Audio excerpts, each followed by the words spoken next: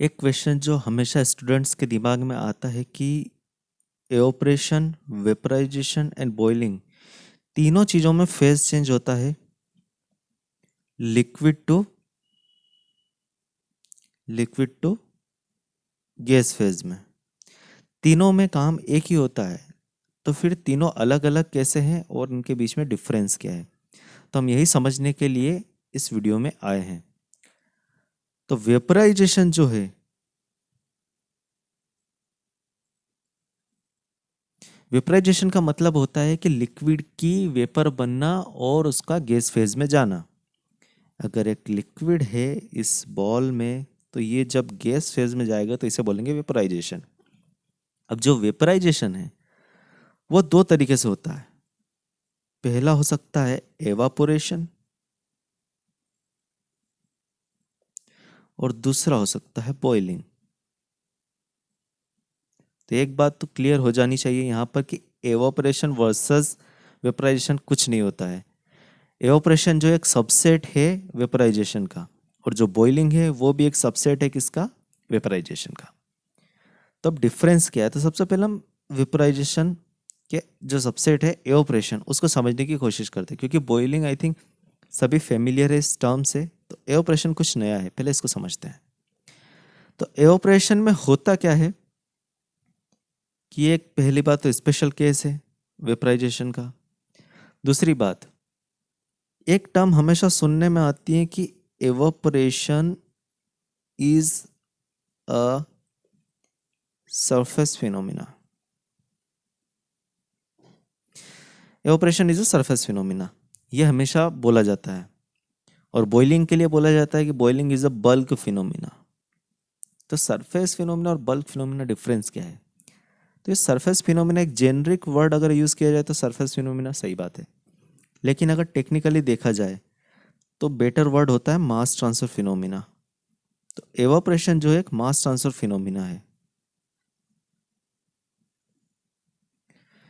Mass transfer phenomena हमने बोल दिया, लेकिन एक्चुअली होता क्या है? और एक और बात, एक और मिथ यहाँ पर लोगों के मन में होती है, दिमाग में होती है, कि जब वाटर की वेपर बनती है, वाटर की वेपर बनती है तो उसे बोलते हैं एवापोरेशन। जब वाटर की वेपर बनती है तो उसे बोलते हैं एवापोरेशन, और बाकी अगर किसी लिक्विड की वेपर बनती है तो उसे बोलते हैं वेपराइजेशन। ये बिल्कुल गलत कॉन्सेप्ट है। ऐसा कुछ नहीं है। किसी भी लिक्विड का एवापोरेशन हो सकता है। मैं वापस से बोल रहा हूँ, किसी भी लिक्विड का एवापोरेशन हो सकता है, किसी भी लिक्विड की बॉइलिंग हो सकती है। और वाटर का एवापोरेशन भी होता है और वाटर की बॉइलिंग भी होती है। ठीक है, तो ये बिल्कुल गलत बात है कि एवापोरेशन सिर्फ वाटर का होता है। किसी भी लिक्विड का एवापोरेशन हो सकता है। तो अब हम वापस से समझने की कोशिश करते हैं जो अभी हमने बोला था कि मास ट्रांसफर फिनोमिना है। तो जो मास ट्रांसफर फिनोमिना होता है और एक बल्क ट्रांसफर फिनोमिना होता है। ठीक है, मास ट्रांसफर और बल्क ट्रांसफर, इन दोनों के बीच का थोड़ा सा डिफरेंस देख लेते हैं।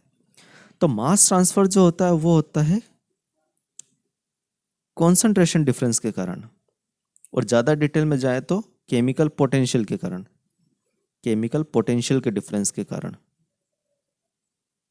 ठीक है, या तो कॉन्सेंट्रेशन डिफरेंस के कारण जो हमें दिखता है, और केमिकल पोटेंशियल जो एक्चुअली होता है। और जब बल्क ट्रांसफर होता है उसमें कोई भी ड्राइविंग फोर्स हो सकता है। एनी ड्राइविंग फोर्स, कोई भी ड्राइविंग फोर्स हो सकता है। या तो थर्मल एनर्जी हो सकती है, थर्मल एनर्जी यानी कि सीधा सीधा टेम्परेचर। थर्मल एनर्जी मैं नहीं बोलना चाहूँगा, टेम्परेचर बोलना चाहूँगा। या फिर वो हाइट हो सकती है, या फिर वो मोमेंटम हो सकता है। कुछ भी हो सकता है, मतलब कि अगर कोई भी एक ड्राइविंग फोर्स एग्जिस्ट करता है तो वहां पर एक बल्क ट्रांसफर हो सकता है। तो इतना समझ लिया। अब मास ट्रांसफर को चलो थोड़ा सा और देख लेते हैं, उसके बाद में फिर इसके मॉलिक्यूलर लेवल पे जाएंगे। तो मास ट्रांसफर में क्या होता है? मान लेते हैं कि हमारे पास एक लिक्विड है जिसके अंदर दो कंपोनेंट है A+B। ये लिक्विड की फ्री सरफेस, और यहाँ पर है गैस फेज। तो अगर हम इसका मास ट्रांसफर करवाते हैं तो अगर कोई एक कंपोनेंट ए जाता है गैस फेज में, A+B का मिक्सचर था लिक्विड में, लेकिन दोनों में से कोई एक जाता है गैस फेज में, तो यहाँ पर होता है मास ट्रांसफर। लेकिन अगर यहीं पर ए प्लस बी का एक मिक्सचर है और जब गैस फेज की बात करें तो यहाँ पर भी वेपराइज होकर ए प्लस बी जाता है, तो ये होता है बल्क ट्रांसफर। समझ में आया? अगर कोई पर्टिकुलर कंपोनेंट जाता है तो होता है मास ट्रांसफर, और दोनों कंपोनेंट चले जाते हैं एज इट इज कंपोजिशन चली जाती है, तो उसको बोलते हैं बल्क ट्रांसफर। एक मोटी मोटी डेफिनेशन है। अब थोड़ा मास ट्रांसफर को डिटेल में पढ़ लेते हैं। तो मान के चलते हैं कि ये हमारे पास एक वेसल है, वेसल नहीं कंटेनर बोलूँगा मैं इसको, एक कंटेनर है जो ऊपर से ओपन है, इसके अंदर एक लिक्विड भरा है। मान लेते हैं कि ये liquid for the sake of simplicity water है, यहाँ पर वाटर भरा हुआ है और इसमें 99.99% जो है वाटर है, और जो बचा हुआ 0.01% है, 0.01% है, वो मान लेते हैं कि ऑक्सीजन है, डिजोल्व ऑक्सीजन है एंड डिजोल्व कार्बन डाइऑक्साइड है, नाइट्रोजन है, सब सारी चीज़ें मान के चल सकते हो। मैंने 2 गैसेस मान ली। ये इस वाटर की जो लिक्विड फेज है इसकी कंपोजिशन है। अब यहाँ ऊपर से एयर ब्लो हो रही है और इसकी कंपोजिशन ऐसी है कि जो इसमें एयर है जिसमें कि ऑक्सीजन, नाइट्रोजन, कार्बन डाइऑक्साइड सब आ गई है, वो है 80% और जो वाटर है वो है 20%। तब होगा क्या?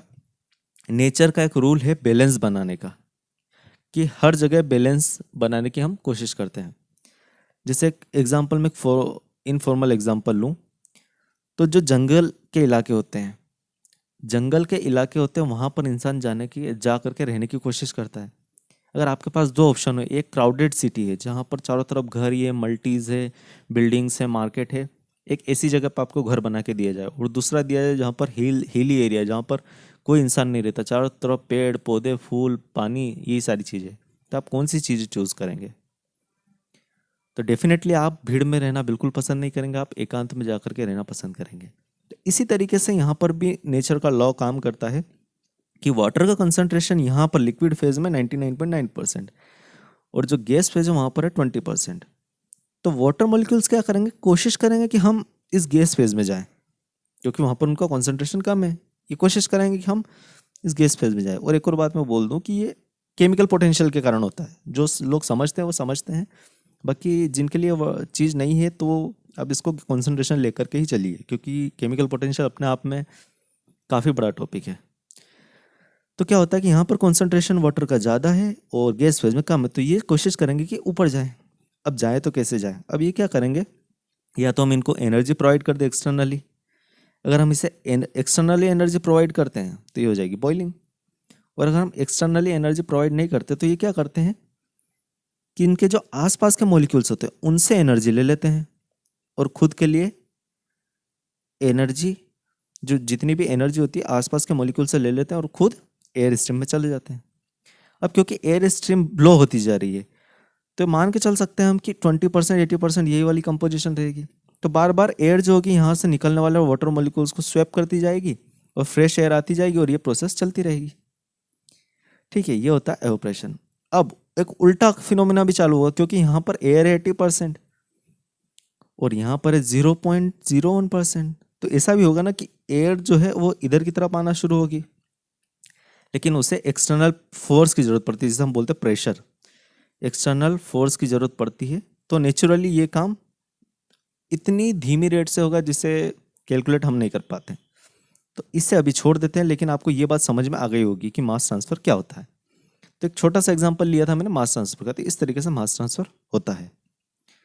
ठीक है, तो एवोपरेशन जो होता है वो मास ट्रांसफर फिनोमिना है। तो आपने देखा होगा कि कितनी भी ठंड हो, जहाँ पर 5 degree Celsius, even 0 degree Celsius temperature होता है, तो वहाँ पर भी वाटर के अंदर से एक धुएं जैसी वेपर उठती हुई दिखती है हमें। नदियों में अगर हम देखें तो हमारे कपड़े रूम टेम्परेचर पर सूख जाते हैं।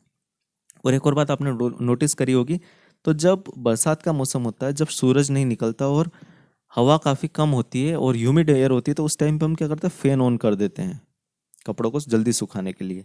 तो होता ये है कि जो फ़ैन होता है वो यहाँ पर के जो वाटर मॉलिक्यूल्स जो कपड़ों से निकलते हैं उन्हें लेकर के निकल जाता है और फ्रेश एयर प्रोवाइड कर देता है। तो ये होता है एवापोरेशन, जो कि किसी भी टेम्परेचर पे हो सकता है। अब कुछ मोटे मोटे डिफरेंस देख लेते हैं एवापोरेशन और बॉइलिंग के बीच में। तो दोनों चीजें होती है वेपराइजेशन, मैं वापस से बोल रहा हूँ, वेपराइजेशन होती है। वेपराइजेशन का एक स्पेशल केस है एवापोरेशन, और एक स्पेशल केस है बॉइलिंग। डिफरेंस देखना है इन दोनों के बीच में। तो एवापोरेशन अभी हमने बोला था कि it is a mass transfer phenomena, mass transfer phenomena, evaporation is a mass transfer phenomena, while boiling is a bulk transfer phenomena। ठीक है, अब इससे आगे बढ़ते हैं।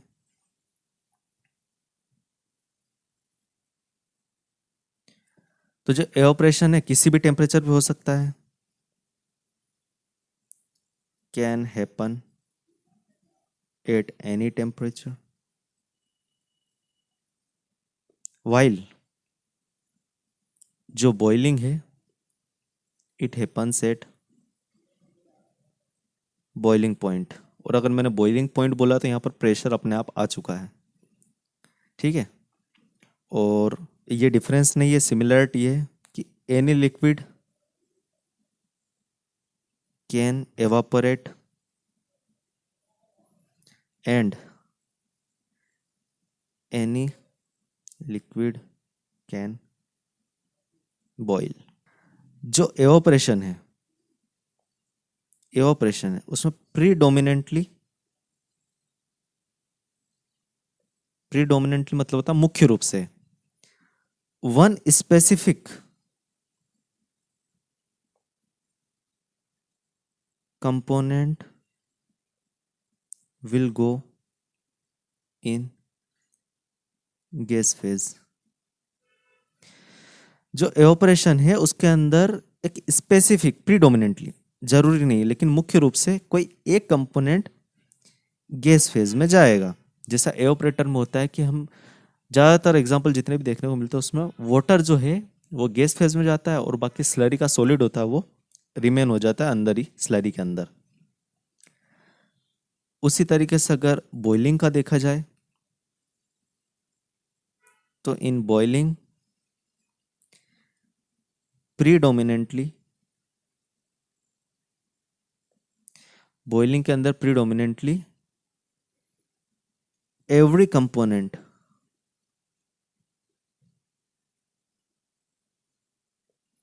गो इन गैस फेज। तो अगर A+B दो लिक्विड का हमारे पास मिक्सचर है, उसकी बॉइलिंग कर रहे हैं, तो हमारी जो मंशा होती है इस काम को करने के पीछे कि ये A+B दोनों जाएं गैस फेज में। तो बॉइलिंग के अंदर ये होता है। और अब एवापोरेशन और बॉइलिंग देखने को कहाँ पर मिलेंगे? तो इंडस्ट्री और अगर डेली लाइफ के एग्जांपल की हम बात करें तो इंडस्ट्री में एवापोरेटर में हम जो कुछ भी करते हैं वो एवापोरेशन होता है। उसके बाद कूलिंग टावर और एवापोरेटिव कूलिंग एक बहुत इंटरेस्टिंग टॉपिक है। मैं किसी वीडियो में इसको कंसिडर करूंगा, अगर आप चाहे तो आज भी पढ़ सकते हैं। काफ़ी इंटरेस्टिंग टॉपिक है एवापोरेटिव कूलिंग। उसके बाद में अगर एक हाउस होल्ड एग्जाम्पल ले तो जो हाउस कूलर होता है वो भी एक एवापोरेटिव कूलिंग के बेसिस पे काम करता है और वो भी एक एवापोरेशन फिनोमिना है। उसके अंदर भी फिनोमिना होता है एवापोरेशन का। बॉइलिंग की बात करें तो वेपोराइजर के अंदर जो काम होता है वो बॉइलिंग होती है। और बॉयलर और जो किचन कुकर होता है उसमें भी बॉइलिंग होती है। तो इतने सारे हमारे पास डिफरेंस आए हैं बॉइलिंग और एवापोरेशन। और एक आखिरी बात कि एवापोरेशन